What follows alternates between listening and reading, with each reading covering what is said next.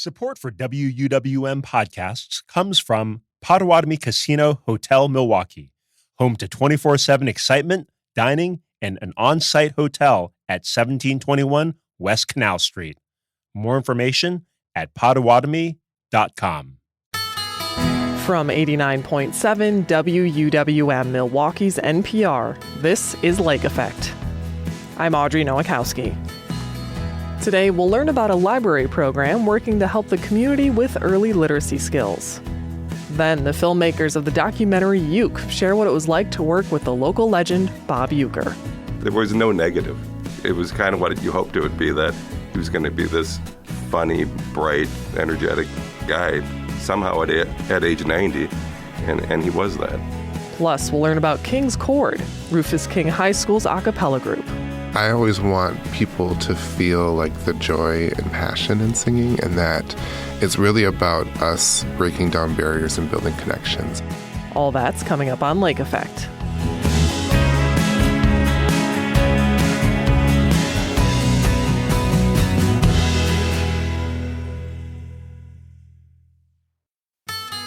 This is Lake Effect from 89.7 WUWM Milwaukee's NPR. I'm Audrey Nowakowski. Thanks for joining us today. The library is more than just books, and our Books and Beyond series with the Milwaukee Public Library showcases just that.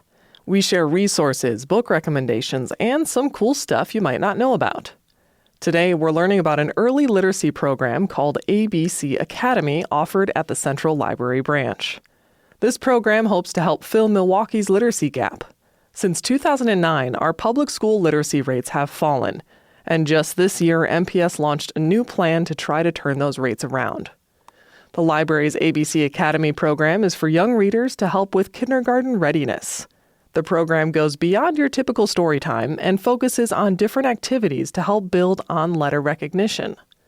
To share more, I'm joined by Central Library Children's Room librarian Aaron Sloan and Milwaukee artist Wave Chappelle, who's here today as a dad helping his son learn to read. Sloan begins by explaining what ABC Academy is and how it was developed. Yeah, so I used to work at the Wake County Public Libraries in North Carolina, and I was one of the library staff who sort of helped cultivate this program. It was designed by a different librarian, but then we were brought in to sort of help it grow. And when I came to Milwaukee, I knew I wanted to do something similar, make it a little more specific to here, and then there were some other small changes that I wanted to make that I thought could work a little better. And so over the course of 7 years, we finally got it greenlit, and we've started last summer. And it's a program that is an early literacy, kindergarten readiness program that focuses on letter recognition. So every week, it's a new letter. We go in alphabetical order, and it's all the uppercase letters followed by all of the lowercase letters. Excellent. And I understand you incorporate something called the 5 practices. Mm-hmm. What are those, and why is it key to help with this early stages of reading? Yeah, so the 5 practices were developed by the American Library Association, and they are talking, singing, reading, writing, and playing. And those we talk about in all of our programs, especially for children, young children across the board.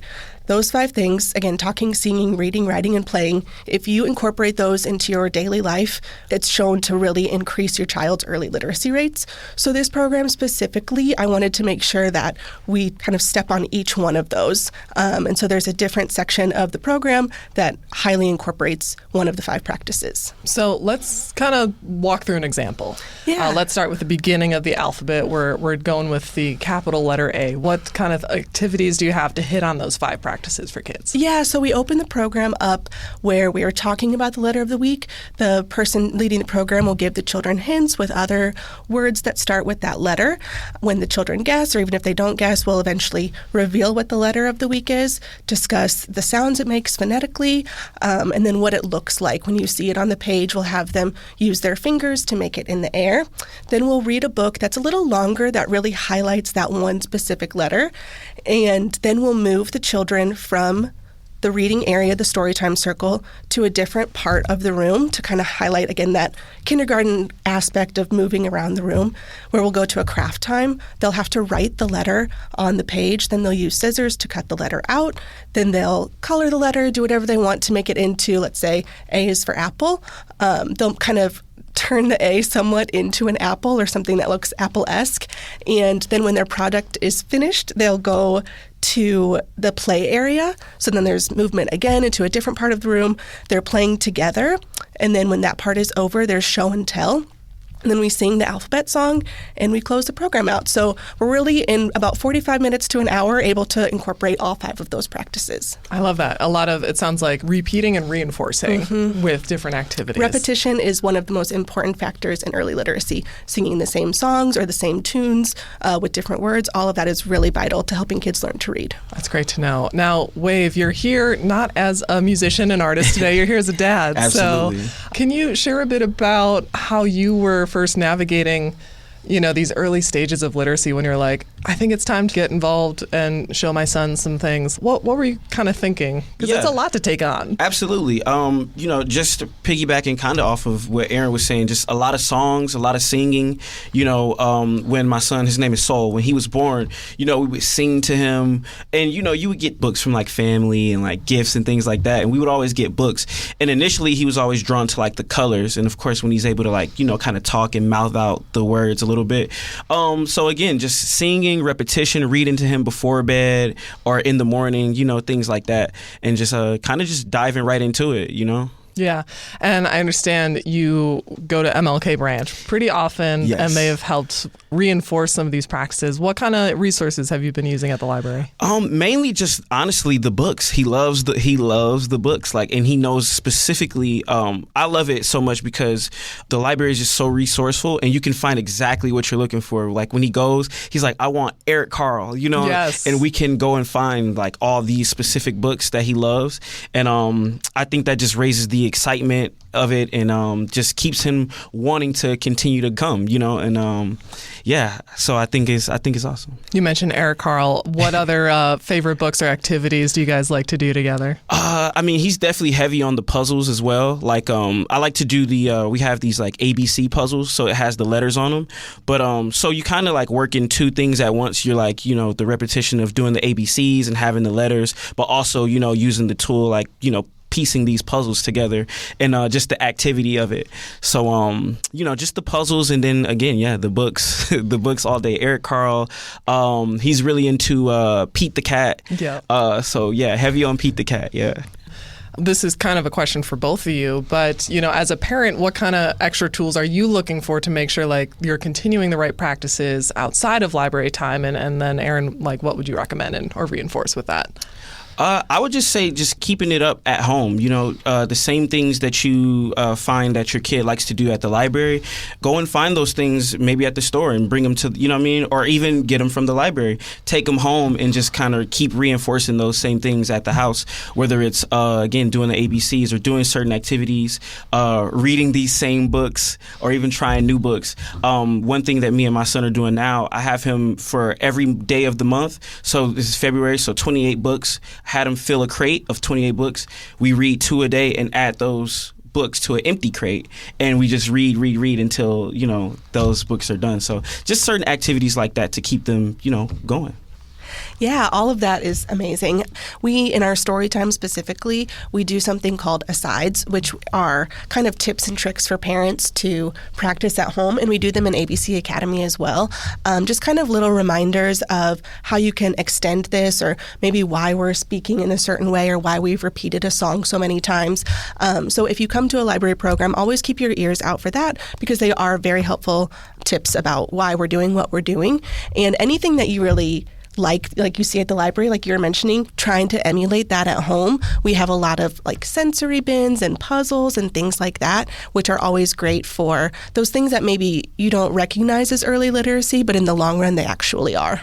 Right. I think that's the key, is like you might not know what you're practicing is going to help with literacy in the long run. So when parents are coming to ABC Academy, I understand you kind of structure it like a kindergarten class, so the parents are more hands-off, right? Yeah, we really emphasize that, your child will very soon, or maybe is already in school, where you're not there to kind of guide them. And, when they're doing specifically the craft part, it can be hard for all of us, all the adults in the room, to watch a child do with scissors what they're going to do with scissors. But, the reality is there's one or two teachers in a classroom who will not be able to, give one-on-one care. And so it's a good practice for kids to learn that independence. And also, like, cutting is such a specific skill that they will need to learn in kindergarten or K4, K5. And it's very fun to watch. And it's also a good, reminder for parents that your kiddo is becoming a little more independent, and it's fun to watch them do that. Absolutely. And as far as feedback, what has it been like? I mean, I know you mentioned you had launched this at a different state library and had adjusted some things for Milwaukee. So what have you been hearing, seeing, noticing? Yeah, we've had really good feedback, really good turnouts every week. What we love about the program specifically is Saturdays we're a little shorter staffed, and we can, all the librarians and reference staff are trained to do the program, so we can kind of all jump in at a moment's notice, which makes it lovely for us. And then it's great because we all get to know all of the kids who keep coming back, because we've really built up a good group of regulars who are coming and are excited each week to see what the next letter is. We've had, I think, at least 2 or 3 kids who I think have been to almost every letter at this point, which is really exciting. And then, every week building more and more of that base. And it's so fun to watch the program flourish as it has. How do you hope this program will set kind of a different precedent in helping to fill this literacy gap in Milwaukee specifically? You said that you adjusted some things to work better here. So what were some of those examples? Yeah, the biggest one for me was that when we were doing it previously, the direction the letter went on the page kind of didn't matter as much. So like A was for alligator, where we had to flip the A on its side to make the letter look like an alligator. And so I was really specific and intentional, like we need to make sure that how this letter looks on the page is exactly how they will see it, like in their craft. And then when they're reading, it needs to be exact. And that was something I was really vocal about there, and I'm so happy that we've been able to handle that here. And then also being really intentional about the books that we choose that correlate with the word or the letter of the week. And I think kind of focusing in on those two things have really helped us make the program stronger in my mind. Now, Wave, I understand outside of just being a patron for yourself and your son at the library, you're going to be working with the library a bit to help with this program? Absolutely. Again, just bringing my son through and working on some content. We want to put some content together and really just get the word out there that this is a thing. And this is, we want to encourage all the parents, not just the older parents, young parents, bring your kids. And because this is a very beneficial program. And I just think it's really great work. And so, we're gonna put our creative skills together, put some really cool content videos together, and promotion of this. Yeah, I'm excited to see it. So, Erin, we've been talking about this program for people listening who have young kiddos who are wanting to get involved to come to ABC Academy. How did they do that? Yeah, so right now the program is being offered at the Central Library. It's every Saturday. We almost run it entirely year-round. There are some, bigger programs that take precedence, like our summer reading program kickoff. But for the most part, every Saturday, rain or shine, we will be there. It's at 10:30 in the morning, and it runs for about 45 minutes to an hour. Right now, it is only at the Central Library, but we are currently trying to figure out the best way to bring it to the branch libraries. So hopefully, at least in the north side of Milwaukee, Central, and then south side of Milwaukee, we'll be able to offer it. My hope is within this year, but that might be a little lofty, but we'll see. But yeah, Central Library at 10:30 every Saturday. And just in case there's, conflicts in schedules, maybe Saturdays don't work for everyone, what other group activities are at the library that parents can attend? Yeah, so all of our branch libraries have story time, and we have it for different ages. So we've got baby story time. We have sort of a toddler story time called Playgroup with Stories, which is a 25-minute story time, and then there's playtime with toys at the end. And then we also have family story time, and there's variations within there, but each one is sort of created to target that specific age group. So the books that you read, the songs that you sing, the toys that you play with will all be for those specific age groups. And again, those are at all of our libraries throughout the week, and most of them are in the morning during the weekday, but we do have a couple branch libraries who offer them in the evening as well. Great. And Wave, you've done a few story times? Yeah, absolutely. We've gone to a few story times, and he absolutely loves them. And I think story time in general is just good for kids because, one, they get to sit with a bunch of other kids and just, hear this cool story, and, they get to take away things. You ask, hey, what was your favorite part of the book, or what was your favorite part of the story? And I think that is another thing that just really excites kids, And Wave, for you, working with your son, doing these activities, what's some of the most gratifying moments and takeaways you have?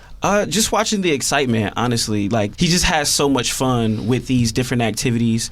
And you truly, as a parent, you just get to sit back and kind of watch them grow in front of you. From not being able to pronounce apple to, knowing it off the back when they see it, or just all these different words and letters that they're coming across. I think that's the most gratifying part, is just watching the growth. Well, I look forward to seeing this program grow as well. So, Aaron and Wave, thank you so much for coming in today. I appreciate it. Thank you. Thank you.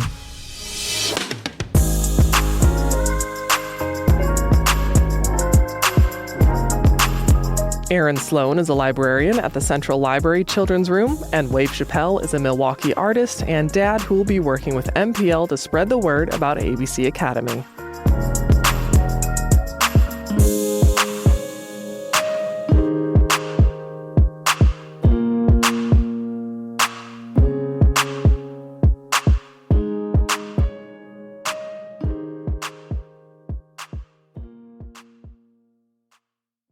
Temperatures climbed into the 90s several days last week, and those hot summer days aren't just hard on people. It also presents dangers for our four-legged friends.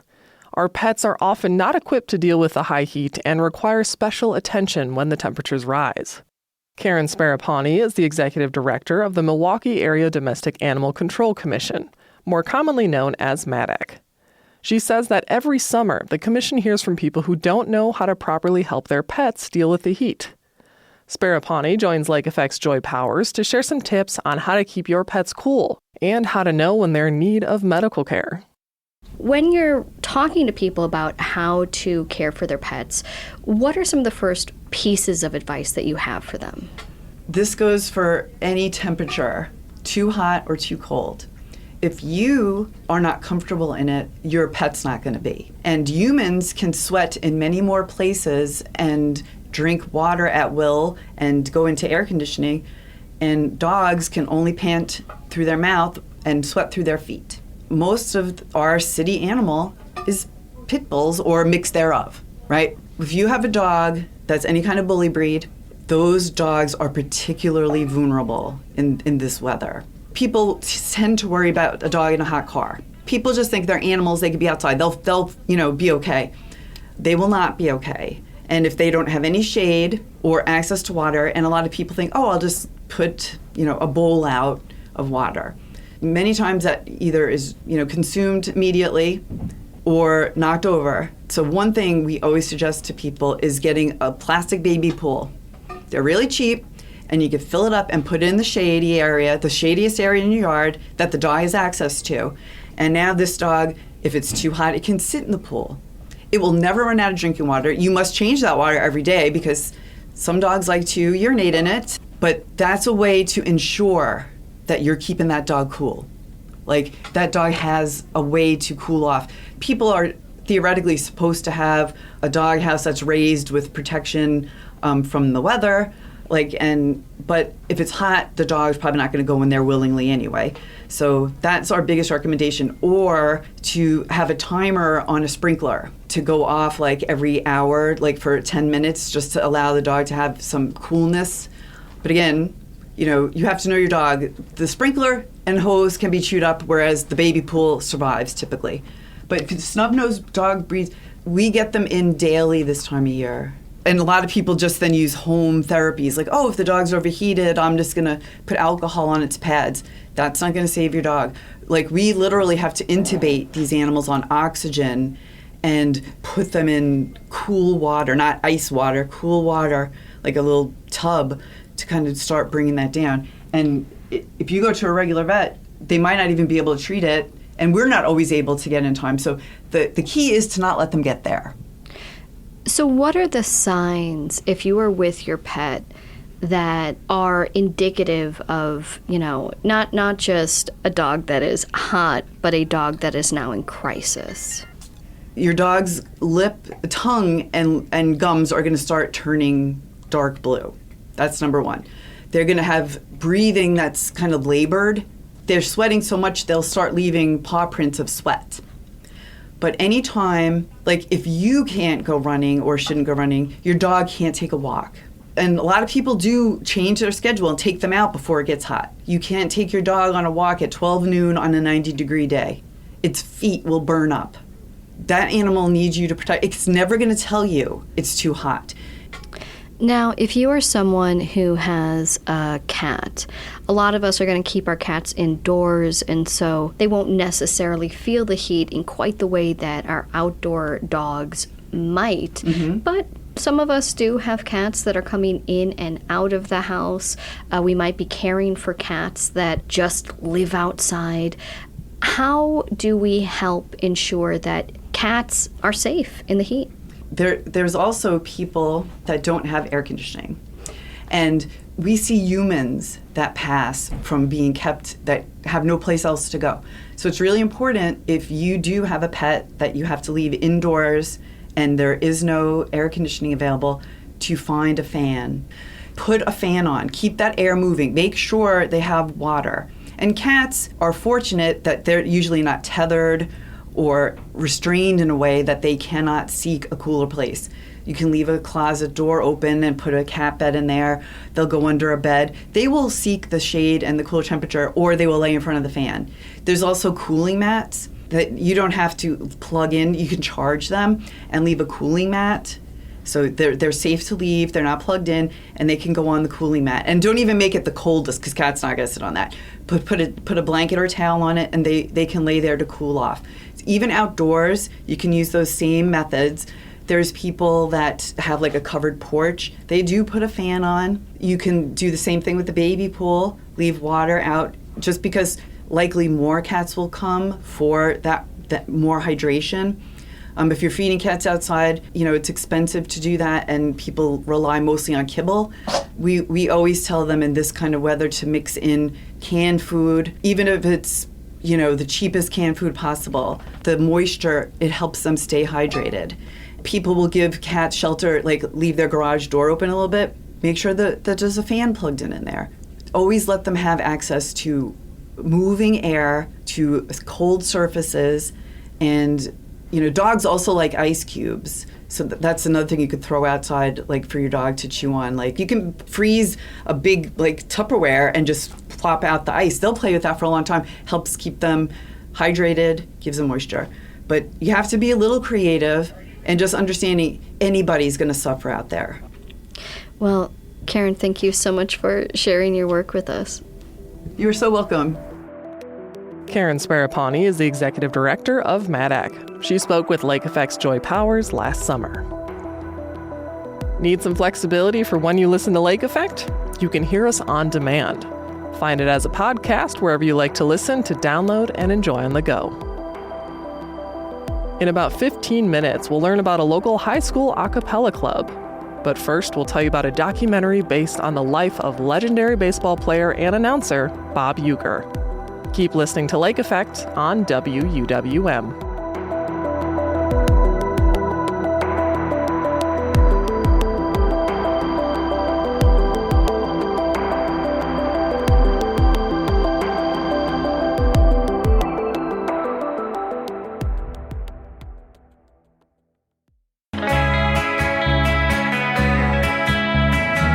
You're listening to Lake Effect on 89.7 WUWM. I'm Audrey Nowakowski.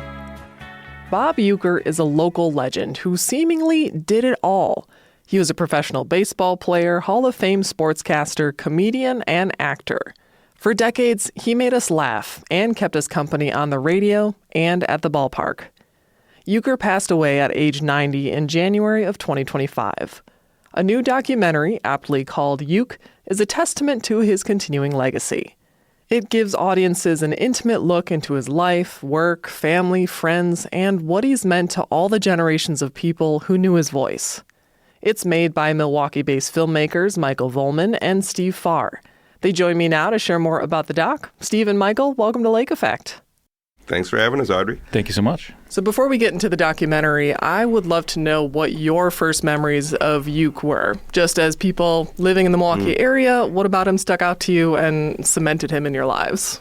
Well, I think for me it was a I'm a little bit older than Michael, so I actually remember when he appeared on The Tonight Show in the early 70s, and I can remember, my dad being aware that he'd be on, and I'd be able to, stay up late and watch Johnny Carson and seeing Euchre on that, and I was already kind of a big baseball fan, and I think I already knew it was kind of weird that the baseball announcer was on The Tonight Show, but that's probably my earliest memory.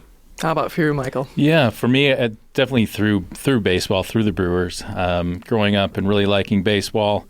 1987, the Brewers went on some winning streaks, and I really got hooked. And when I was a kid, I would listen to every single radio broadcast pretty much. And one thing I used to do is I had a boombox with 2 tape cassette recorders in it, and I would try to record the ambient audio of Euchre, like of the crowd between Euchre's announcing, and then try to like tape it to the other tape, so there'd be like a string out of ambient audio, and I would then play it back and try to impersonate Euchre.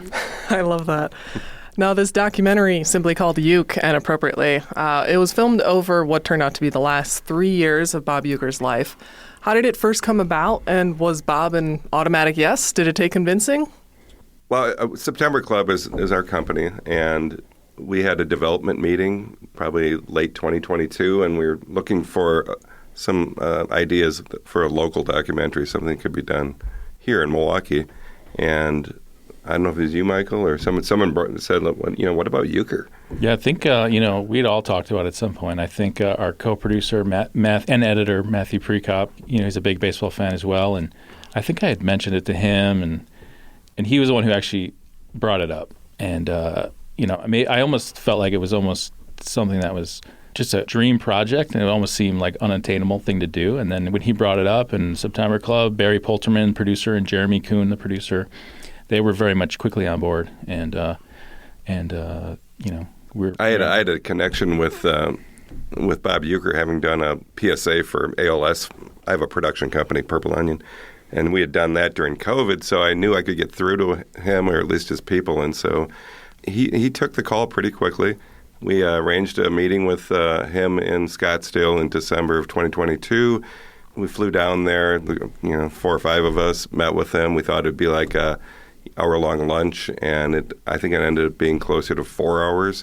And at this point, he had kind of vetted us. And so I think he already had made the decision that, he wanted to work with us. But it wasn't 4 hours because we had to convince him. It was 4 hours because he just had a great time. Yeah, we had a great time. He just kept telling us stories, and we were like, oh, try to save it for the documentary. We're gonna have to redo all these stories again. But, making notes as you're having lunch. It was hilarious, and we almost missed our flight home. But sign of a good. But time. that's where it started, and shortly after that, we started filming, and we ran a number of scenarios past him, probably 10, 12 things that we hoped to do over the next year or two, and he was on board with all of it. But unfortunately, fairly early on, he was also diagnosed, and he let us know that there weren't many people that knew about it, and he just said he would, continue to do what he could with us for the documentary and honor some of these things. But we weren't able to shoot everything that we wanted to, but that was fine. It was just amazing that he was still committed to doing it. Absolutely.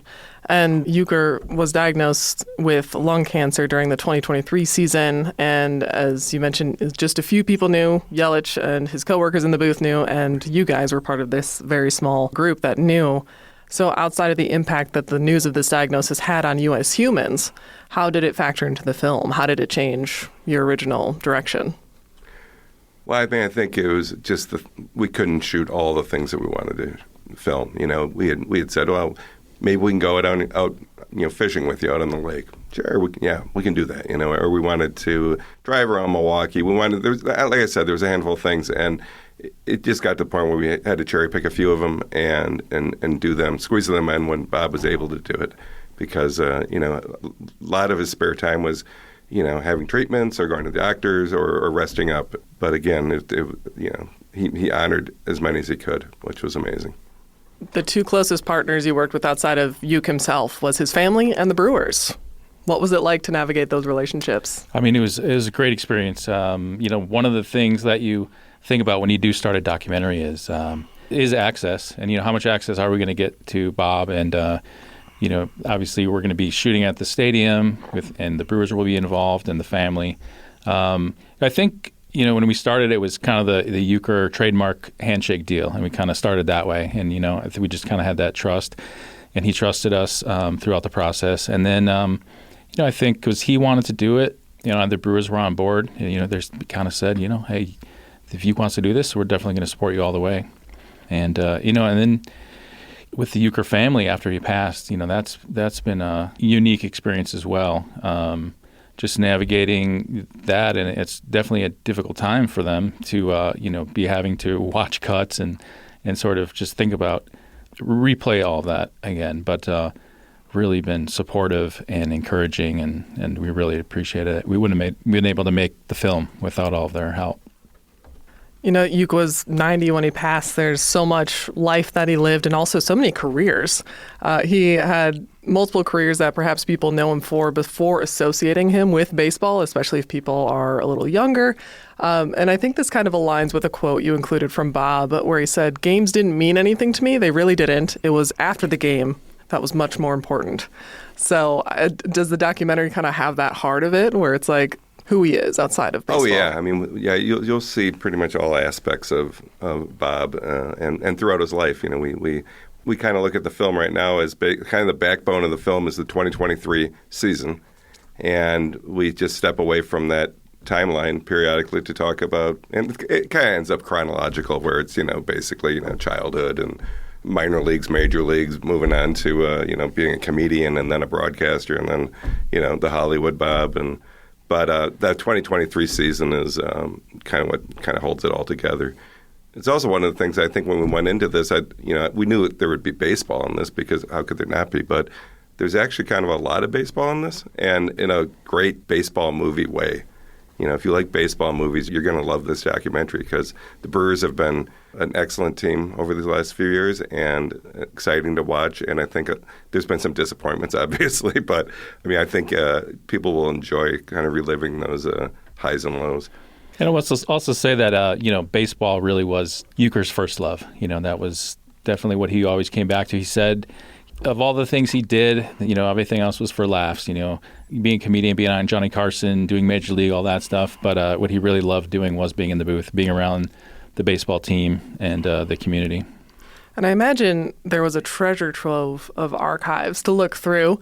Where did you start researching? Do you have any favorite gems that you came across, whether it's included in the doc or not? Yeah, we really tried to dig deep. A few places we found were just local resources. I think that was one of the advantages of being a local filmmaking team was that there's a lot of things we could find here locally that maybe a remote team might not be able to find, and connections we have and people we can help us find stuff. It is definitely a lot to work with. There was tons of footage. Our editor, Matthew Prekop, we would just keep sending him archival, anything we'd find online, old photos, audio recordings, baseball. There's so many baseball games too. So we just send it to him and continually boiling that down and trying to find the nuggets that were great for story and things that people hadn't heard before. What first started as a 4-hour lunch, I imagine, of course, extended over the years of filming. What was it like to get to know Yuke on an intimate level like this? And is there something about him that you feel might surprise fans to learn about through this documentary? Well, it was an amazing experience to be kind of, they always say, you don't want to meet your idols. And in this case, I'm really glad I met him. Yeah, I'm sorry, I get a little emotional, actually, but... Yeah, no, he's someone that... It's interesting how radio can sort of create a relationship with a radio personality. And for me, for him being in the community, that's how I first originally got to know him, through the radio. And just him always being there. People really find peace and respite from, listening to baseball games and also just listening to euchre. I think it's not unusual to feel emotional. There's a lot of people know more intimately than us, but I think, it's definitely emotional to just know that he's not going to be back. And, it's been a part of our lives, Since I was born, he's been part of my life, basically. The access he gave us, even if it was just, in the booth, was just amazing to be around something like that, to see him do what he does so well, from 3 feet away was something else. And it's just the way he treated the people he worked with, all his other broadcast partners and things like that, where, he clearly kind of ran that group, but they all had so much respect for him, and they had so much fun too.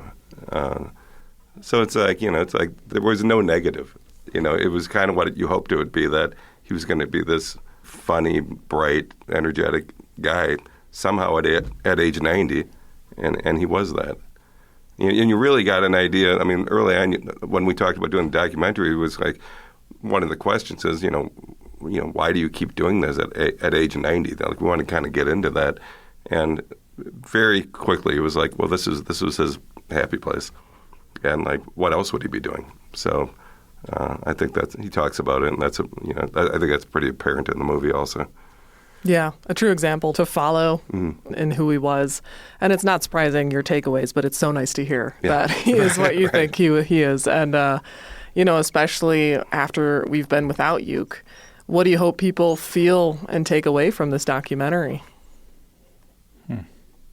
The interesting thing about UECK is that he plays everything as a joke, but he actually had a lot of perseverance. He maybe wasn't the best baseball player, but he persevered. He kept going for it.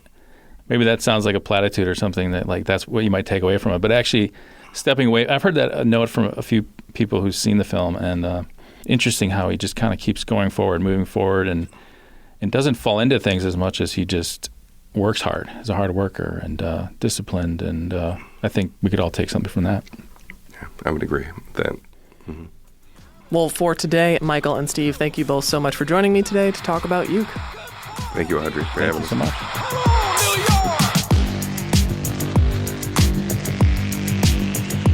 Michael Volman and Steve Farr are the co-directors of the documentary UECK. The film opens at Marcus Theaters on July 24th, and tickets are available now. We'll take one more break, and when we return, we'll meet the members of Rufus King High School's a cappella group.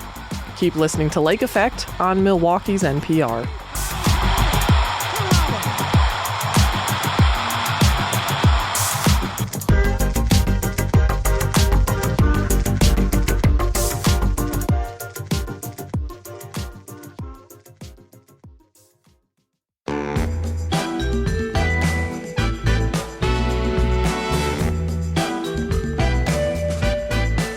This is Lake Effect on WUWM. I'm Audrey Nowakowski.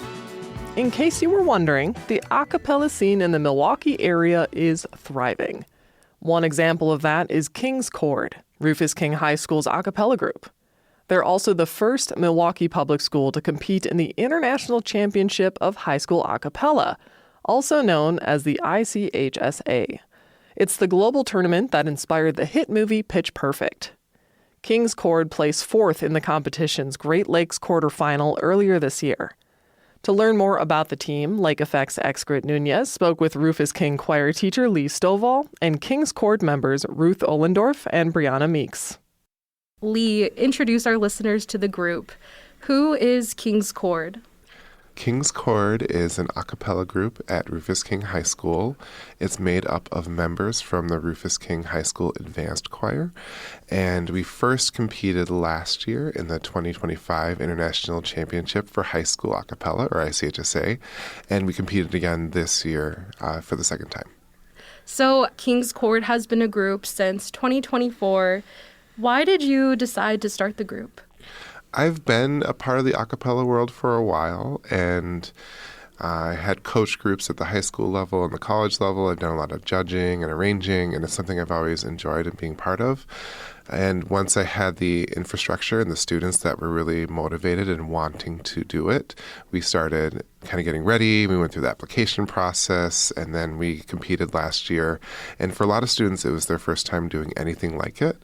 So I think this year we came in, and the people that came back from last year really had more of a sense of what we were doing, and that really kind of helped build the foundation for this year. And could you describe the sound or the style of the group? I think I really appreciate that we have a very diverse group of students, both from just their perspectives on music and their own cultural backgrounds. We also have featured student original compositions in our performance, which is really great. I think generally we're strong in a lot of different genres, but I think we're especially excellent compared to some other groups in our confidence in genres just like R&B and soul. But we also are able to do some pop and rock. We have students that have a lot of different interests, which I really enjoy. I really love that. And I want to ask you guys, Ruth and Brianna, why did you decide to join King's Chord, or how did you become interested in a cappella? My first 2 years of high school have been talking about trying to do like a show choir group, and we never got around to that because that's that's a lot. But since Mr. Sowell had experience in the a cappella world, he helped start the group, and that was really cool. And Brianna, what about you? So for me, this year is actually my first time doing a cappella. I first heard of a cappella from Stonewall, and I did it. I was interested. I didn't really know what to expect, but I don't regret it, and I love it. I really love that. Well, I'm a fellow Gleek. That's the that's the way I found out about a cappella music, not even through Pitch Perfect. But for our listeners, how would you describe the difference between choir and a cappella? For me, I think I would just say that you kind of have to be more in tune with each other, both literally and figuratively. You really have to work as a group to have a definite sound. It's all about technique, really, and it kind of depends on what you're trying to do. If you're trying to sound like a guitar or something like that, then you're going to do lip things and tongue things, but yeah, so it kind of depends on what you're trying to emulate. In a couple of our songs, we do this thing called bell tones, where different people sing one note to make the melody, and that is just so cool. It's dum dum dum, but it's different people singing each note. That's probably one of my favorite things to do. Yeah, it's really a team effort. So King's Chord actually made history last year as the first group from Milwaukee Public Schools to ever compete in the International Championship of High School A Cappella, and you competed again earlier this year. Lee, can you tell me more about this competition and why you signed the group up for it? Yeah, this competition has been around for quite some time, and it's something that is really great, and you get to see different forms of artistry. There's no restrictions on what songs you can sing, and so groups can come in with completely different repertoires and styles and visual elements in their choreography, and you really kind of get to see a sense of who the students are based off of what they chose and how they're performing on stage. And I really think it's a great way for us to kind of showcase who we are at King. And we actually, there's a lot of extra pressure, but a lot of extra excitement having to represent Milwaukee Public Schools as well. And I'm assuming there's also a lot of experiences that students get from performing with different high schoolers or different high schools. Yeah, definitely being able to perform on a big stage, which we don't typically get to do in our normal routines, is great for us. I think for some people, the first time they ever sang a cappella into a microphone was at an event a week before our competition. Wow. And so giving the chance to have a full audience and a full sound system and people that care about a cappella to hear you, but also being able to see all the other groups. And it was really exciting. One of the groups that we competed against in our quarterfinal actually finished third in the World Championships this past weekend. So not only do we get to see other groups, but we get to see some of the best groups in the world. That's incredible. And what does it take to prepare for a competition like that? It takes hours and hours and hours of repeating the same songs. It takes a lot of dedication. I will say that. It just takes a lot of time, dedication. But if you like what you're doing, it's not that bad. And with the people that you're doing and then, with the people, it just makes it so much better. This is a pretty funny group. They're pretty funny. So it just makes it so much better. Yeah, there's no shortage of personality. I think specifically we took some of our, so this is my advanced choir, so we use some of the curricular time, being able to do that. So I built some of that into our daily schedule that I see them during the school day.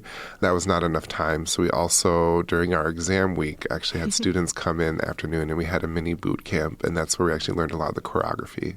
Wow. So yeah, what's something that you feel like, looking back at now that you've competed, what's something that you want to focus on for next year? I really want to lean more into who's the personality we are in the group and what can that group say. When I'm trying to craft sets, I try to collaborate with the students and have their voice be heard. And I think a lot of it for me is I try to look at the lyrics and I want to make sure that like whether we're choosing to do one consistent message for the whole 10-minute set or if we want each individual song to have separate messages, that we're all committed to saying what we want to say as artists on stage. That's, I think, my goal for next year as I'm starting to think about what we want to do. And Brianna, I want to ask you, since you weren't really familiar with a cappella, what interested you about it or the thing that you're like, okay, I'll try this out? The way it turns heads. Like, not a lot of people hear a cappella on a day-to-day basis. Like, I didn't hear the word a cappella until I was in high school, so that when you get to hear that, you're just like, wait, it's just their mouths doing that or it's just their bodies? Like, what the heck? Like, it's just so cool. And it's like, I want to do that. Like, I want to be a part of something like that. Before I let you guys go, what's something you hope people take away from seeing or hearing the King's Chord a cappella team perform today? I think my big thing is always just you can do anything you put your mind to. You know, we're a school in a district that has never competed in this type of competition before, and we made it work, and we're just really having fun with it. So just if you really want to do something, go out and try your best to make it happen. And what about you, Brianna? Try new things. Don't be afraid to try new things. Like, the worst response you can get is no. And if one person don't like it, 100 other people may love it. So just try new things and do the best you can. Thank you. And what about you, Lee? What would you hope people take away from hearing the students perform? I feel like I always want people to feel like the joy and passion in singing, and that it's really about us breaking down barriers and building connections. And I really hope that it's harder, I think, in an audio-only performance to portray that, but especially in a video or visual audio performance, like a live performance, being able to connect with an audience, and it really just builds humanity and empathy. And that's why I do what I do with music. Well, thank you all so much for telling me more about King's Chord. I'm really excited to hear you all perform. Thank you. Lee Stovall is the choir and music technology teacher at Rufus King High School. Ruth Ohlendorf and Brianna Meeks attend Rufus King and are members of the King's Chord a cappella group. They all spoke with Lake Effect's Excret Nunez. And now we'll hear King's Chord singing Killing Me Softly by Roberta Flack in the WUWM studio. It's one of the songs they performed at the ICHSA this past year. With his song, with his song, with his song, with his song. I heard he sang a good song. I heard he had a style. And so I came to see him, to listen for a while. And there he was, this young boy, a stranger to my eyes, strumming the pain with his fingers, singing my life with his words, killing me softly with his song, killing me softly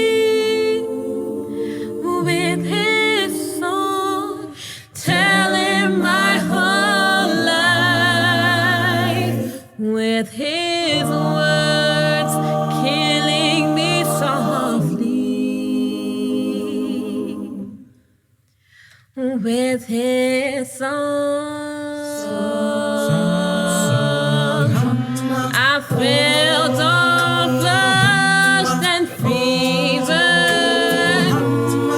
embarrassed by the crowd. I felt even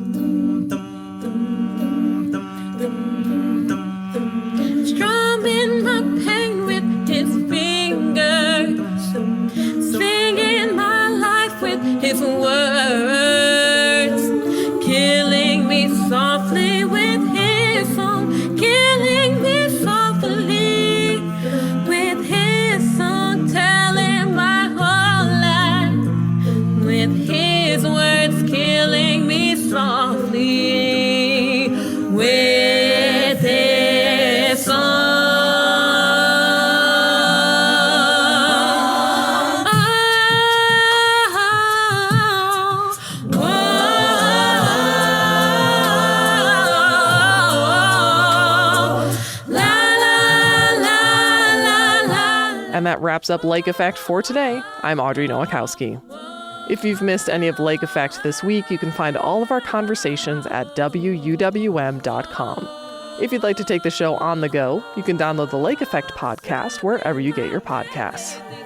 Tomorrow on Lake Effect, we'll learn the difference between a sea shanty and maritime music with the founder of the International Maritime Music Directory, based here in Racine. Thank you so much for joining us today, right here on listener-supported 89.7 WUWM, Milwaukee's NPR. With his words killing me softly. With his song.